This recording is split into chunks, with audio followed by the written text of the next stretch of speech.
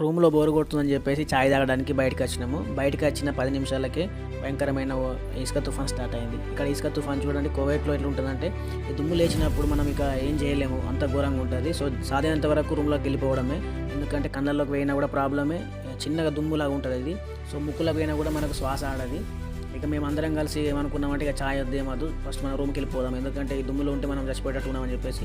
ఈ సిటీలోనే ఇంత ఘోరంగా దుమ్ములు వేస్తుందంటే ఎడారులో ఎలా ఉంటుందో అర్థం చేసుకోండి. సినిమాలో చూపించినట్టు అది రియాలిటీ. ఎందుకంటే సో ఇక్కడ దుమ్ము బాగా భయంకరంగా ఉంటుంది, ఇసుక దుబ్బ ఎక్కువ ఉంటుంది కనుక కువైట్లో ఉన్న వాళ్ళ పరిస్థితి ఇలా ఉంటుంది. ఇక ఈ దుమ్ము తుఫాన్ ఎక్కువ లేసినప్పుడు ఇక డ్యూటీలు కూడా ఉండేవి కొన్నిసార్లు, ఎందుకంటే డ్యూటీలు చేయలేము. కొన్నిసార్లు 2 రోజులు 3 రోజులు కంటిన్యూ ఉంటుంది. ఈ దుమ్ముకు మనకు ఏం చేయాలో అర్థం కాదు కనుక కొన్నిసార్లు లీవ్స్ కూడా తీసుకుంటారు.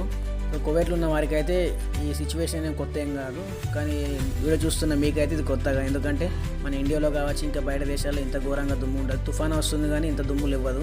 సో ఇక్కడ ఏంటంటే ఎడారి దుబ్బ ఉంటుంది కాబట్టి దుమ్ము ఎక్కువ లేస్తుంది. సో ఆ దుమ్ము ఎక్కువ లేస్తుంది కనుకనే ప్రాబ్లం బాగా అవుతుంది. ఓకేనా? సో లైక్ చేయండి, కామెంట్ చేయండి, సబ్స్క్రైబ్